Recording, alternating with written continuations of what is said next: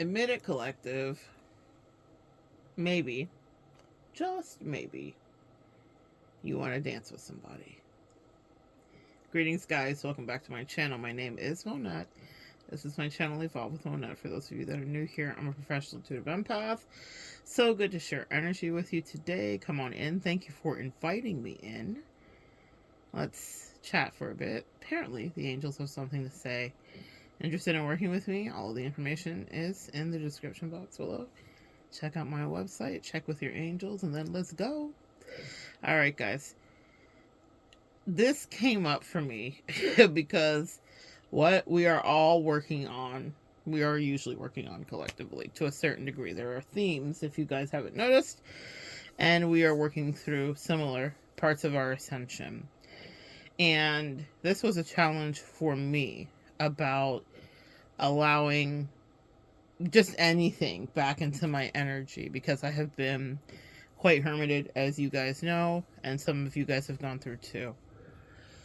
But I was challenged with the reality, and the angel said this could be helpful for you. Or challenged. I was just challenged, actually, with a new thought and idea. And they said this might turn into a mini reading for you guys, and we're going to expound upon some of these ideas. So I was talking to someone and maybe very unaware. I was lacking self-awareness, let's just say that, to how I was coming off. And when we go through things, we don't realize the toll that what our battle goes through puts us into. But I'm going to describe it here for you specifically, King of Swords energy, if you guys read tarot. So that's not the nicest. In fact, when most people see it, they would say narcissistic energy, or someone with at least narcissistic fleas, lower vibrational, toxic, incredibly selfish. And that's how I might have been projecting. And let's talk about this. I thought it was really interesting. And what happens is when we go into battle, spiritual warfare, and we disconnect, or we save our lives in whatever capacity we do, emotionally, spiritually, really, then we get into masculine energy. It takes masculine energy that we have to tap into in order to have boundaries and say absolute no's and never reverse and no backseas and all the things, right? So you get used to walking in that, because that's how you have to live your life to protect yourself. You are tired of being the Queen of Cups. If you know, you know. And even though she has a place, she got taken advantage of and she was doormatted. And so that archetype and that part of the personality gets compartmentalized, and it's masculine energy. And you survive and you feel empowered. And for the first time in many Earth Angels' lives, when they step into their masculine energy, they're like, this feels so nice, because you do feel absolutely in control of yourself. But that's why there's duality, and that's our challenge here today, and that's our challenge right now, is to balance those two ways. Okay, that was necessary, but what it eradicates from you is sometimes compassion and empathy and all the beautiful things that are associated with our feminine energy, right? The way that we use our intuition, the way that we figure things out, all the rest of it. So when you are too much in that masculine energy, you forget about the rest of it, all the wonderful things that make life worth living. And if you're an Earth Angel here, you came in specifically to learn about connections. Now, for me, specifically, I have been like, I would like nobody, please, thank you. Alex, I would like no one at all for 1,000, okay? Let's make that a daily double. I don't want lovers or friends, okay? If we talk about a daily double, I was like, no lovers, no friends, nobody. Nobody. Also, key sweat shit, but reverse it. Nobody, baby. So, that is definitely where I have been. And so, they definitely were like, well, why don't we just try to see if we can crack you open even with friends? And even in that conversation, I'm talking, and I've realized I'm sounding like an FBoy. And my friend is really patient and, what's the word? Insightful. She's wise. And patient and a bit sarcastic. So she was just letting me cook. She was just letting me be like, and whatever, and da-da-da-da-da, and just like expounding upon my beliefs about how I feel it should be. If you want to know what that sounds like, go into your own annals of your mind collective and think about what you sound like when you're in hermit energy. So pretty much that, okay? So a little bit of that energy and a little bit of bravado, because it feels empowering, right? Walk with me. It feels empowering to finally be in control of your faculties, to not be getting played, to not have someone playing in your face, to not have someone siphoning your energy, to not have some bitch think that they're more important than they actually are. Like, you know, it's exhausting, okay? It's exhausting. So I was like, okay, let's regroup fully. And she's challenging me, which, by the way, kumbaya. That is exactly what you want any good, healthy dynamic of any friendship or lovership to be, if that's your jam.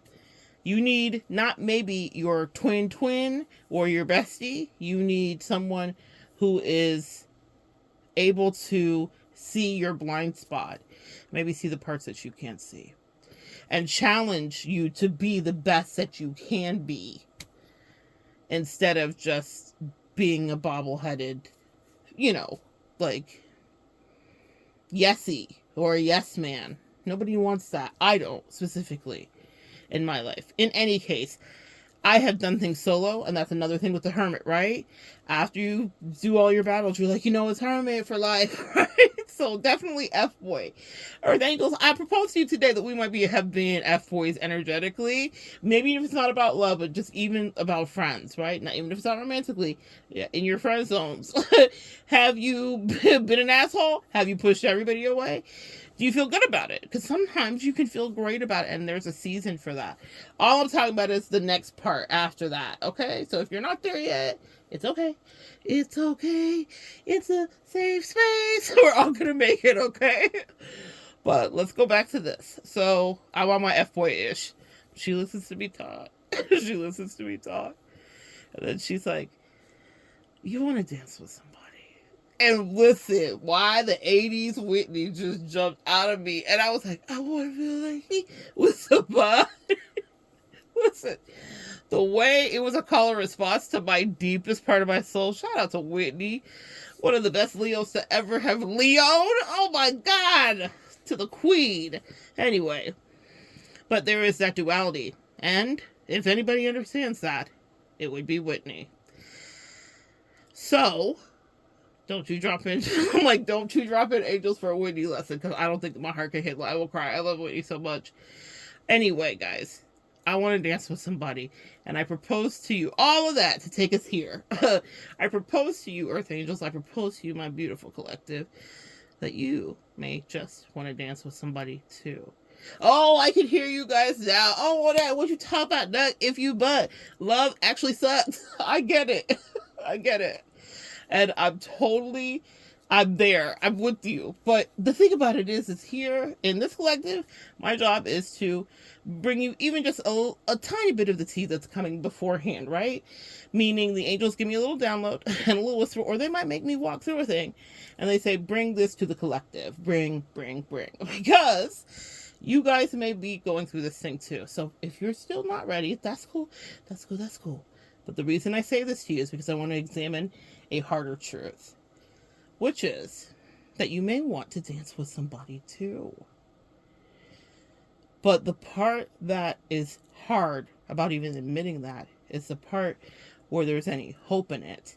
Because when you are in the King of Swords energy, hope is not something you do. That's for the Queen of Cups. She believes that is a spiritual truth, that hope leads to manifestation of what is the nearest and dearest to you. By being challenged by this friend who didn't let me get away with my F-boyery isms. This is wild. Never in my life did I think I would identify there, but I think we get to experience all of our shadow. And by her calling out my heart, which is like, B, who you lying to? I was like, damn. Damn, Gina. Damn. Damn. You're not lying, though. No lies were told. And I had to examine why that made me uncomfortable. we pivoted in the conversation, didn't go much deeper into it. The work was done. Calling a sniper when you want a fucking sniper. Yeah, red dot and all. I was like, motherfuck, shit, that, it hit me. It went through my chest. It was a hollow tip. It just blew me open, guys. I am stuttering right now just thinking about it. I was like, oh my gosh, I have so suppressed because of the disappointment and disgust with the human race. Like, you guys know, it feels so strange we're down here. It feels, it's giving very much neurodivergence. The more and more I study, the more I learn. I'm like, oh my God, I think this might have been what was going on the whole time. I've never felt right down here. Have you? Have you felt like you're around the right people? Like, these are your people? Because I feel like y'all are my tribe, but I did not feel like those people were my people. And yet, my angels are like, yeah, this is your assignment down here, is love and relationships, friendships, and interpersonal dynamics, and taking your power back, and whatever. And I'm like, but I don't like any of the humans that I have to work with. Like, what is happening? I felt like they gave me the wrong assignment. But now I get to sit here and talk to you, and I know this is exactly why I chose to come back in, to meet each and every one of you, because this is what I am mandated to do, which is to tell you that you want to dance with somebody too, but also you tell yourself you don't, because hope is the last thing you can do, especially after all that you've been through. To hope. You know, when Obama penned The Audacity of Hope, I remember reading that title and even thinking that that title was audacious. The audacity of hope. And it does take a bit of Delulu to make your dreams come true. And y'all know that that's the truth. Even if separation and hermit energy was once a dream, you manifested it. Could you manifest something after that? But here's the thing. You have to do this, which is be not just self-effacing, but honest. What do you really want? On that day, the angels dispatched an earth angel in her own way to my door. I was the asshole. She was assigned that day. An FBoy on top of it. But she knew the right thing to say, because that's what we do as earth angels. We do our magic. And she did magic that day. But it cracked me open, and it made me think about the way in which I have pushed everything away because I wanted to stay safe. I'm holding that up for you guys to look at. Look at it. It's like a cute puppy. You know you want to pet it. That's just a little thing to examine, right? Doesn't mean you have to take it home with you. And I think that's exactly the next part to get into. What does connection or reconnection look like to you? What does it mean to you? And how does it trigger you? Because it will determine the type of person that you grow into. Some of our love styles changed after what we have been through. I've been having a rolling conversation with several friends and contemporaries, and I feel like people have been kind of echoing that their love style changed. I've heard it from several people, and I thought that was so interesting. Maybe that's a new avenue to dive into. If you were once super clingy, are you maybe avoidant now, etc., right?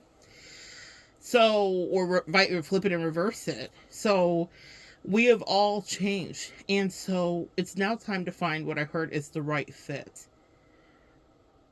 I think what we were doing was purging the things that didn't feel right to us, that may have once felt like safety, and we once took great pleasure in it and derived a great sense of, belonging to a certain degree. But time changes. People change. And you don't always have to be in the same box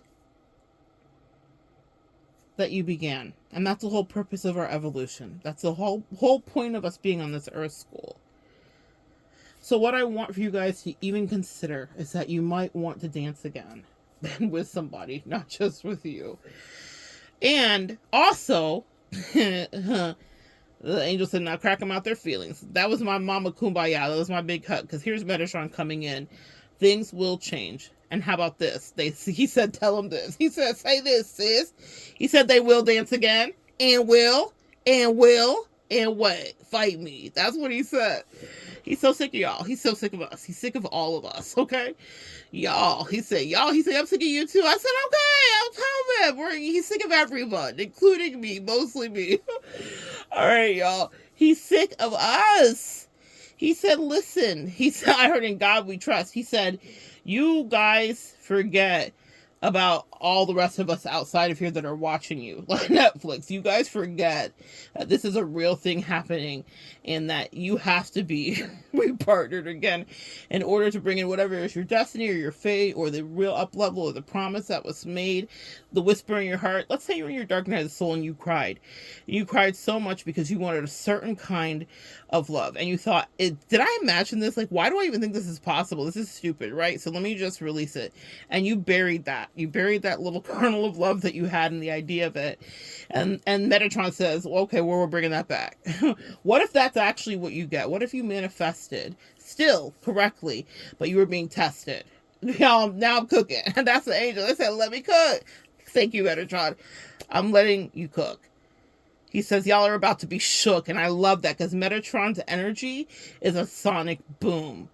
That's how his energy comes in. It's one of my favorite teaching points with him. He always wants me to mention it. It's his favorite thing. His energy, like Metatron stepping, like if he was walking on the ground, his footstep is a sonic boom. When sound can destroy, oh, this is a powerful message coming in. Sound can destroy and shake the ground and eviscerate things. They need you to speak out. They need you to speak out. What kind of next friendship, ideally, connection, if you're on the other side of it, what kind of lovership or romantical connection would you want to be brought to you now? Who are you now? How do you love now? What's changed about you? A little bit of emotional inventory.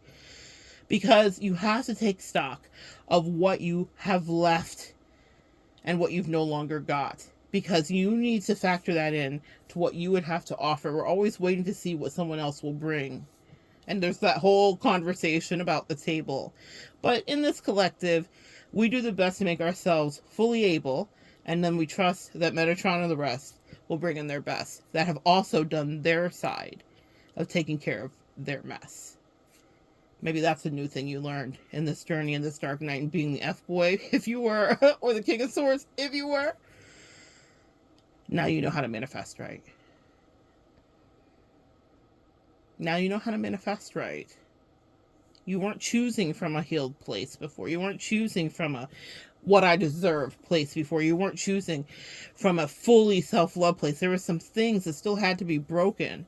I'm channeling the Kelly Clarkson song, Give You My Open, Give You My Whatever. I can't even think of the lyrics here. They said, you guys go listen if you're interested to get an extra message.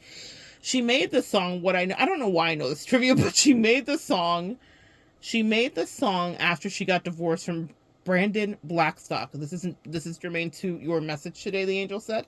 They said, pay attention. We're downloading now. She married Brandon Blackstock. Brandon Blackstock's dad was Reba McEntire's husband. It's so funny that I don't know these men's names, but I know their wives. Oh, the message is coming in so nice. I know their wives. And I know their wives' incredible, immense, generational talent. I know their wives. Kelly Clarkson and Reba McEntire. Here's your last chance, Fancy. Don't let me down. Guys, oh, this is so good. This is so good. And their voices, they were talking about you needing to speak out in order to change the vibration, to dissipate, and break up the toxicity and the cancerous ideas that you have about the way that things should always be. And so they bring me two singers as an example about how you shift with your voice your destiny. These two women spoke up for themselves. They were in toxic relationships. The apple did not fall far from the tree. Reba McEntire's husband was a scammer, and turns out so that was what his son was destined to be. And did you know that Judas of Iscariot's dad was a renowned thief? You see how the apple doesn't fall far from the tree? You never know who your Judas will be. Another download there. Back to the apple and the tree. They both scammed these women and robbed them of their money, millions of dollars, by being married to them. Some of you guys were in relationships with people that were absolute scammers, that were narcissistic, that were diabolical, that stole things from you that you can never get back, that stole time, energy, innocence, etc., etc. And they said, oh, this is so good. It gets better and better. See, these two women, Kelly Clarkson looked the best she ever looked ever, okay? She's looking amazing. She reversed age backwards and lost weight and looks fantastic. So maybe that's something coming up for some of you. Reba McEntire aged backwards, found the love of her life, a sweetheart who really cares about her, is in a whole relationship, living her best life, got divorced, and Kelly Clarkson saved her farm out somewhere, whatever. Okay, all the trivia. My point is this. They were paid back, sis. They both got back beyond, but they went through hell with them. Both of those divorces were contentious and very much bandied about in music, country music specifically. And it was crazy, and it wasn't easy, and it was in all of the news. We got to kind of watch it play out. But those women signed up to teach us that you can change from your south node to your north node. They definitely learned their lessons and went through things. So did you. But that doesn't mean that it's the end of life for either of them. When Kelly divorced her husband, she said she didn't feel good physically. She absolutely was falling apart. She was having a mental breakdown. Her show is doing incredible now. Literally, she's becoming now like you've been, what do they say, karaoke'd? If she sings your song, you can't sing it again because she's just so good. She's just up-leveled and glowed up, and that's what's coming in for you too. And they said, so if you can believe what you see, so you see the glow up happening to you, you see how you freed yourself out of a relationship you didn't think you could get out of, you did all of these things, then why don't you think that the next step they could bring? That's what they said. Why don't you think that it can get better, or it can be better, or it can actually be something you would want to have in whatever capacity? But here's the thing, and then back to the basics, it starts with self-honesty. Do you or do you not want to dance with somebody? So good sharing energy with you guys. Put that swirly dance lady up in a red dress. Hey, hey, sis. Put her up if you want to dance. Even if it's hard to admit. All right, guys. So good sharing energy with you. Come back and join me next time. We'll continue to evolve together.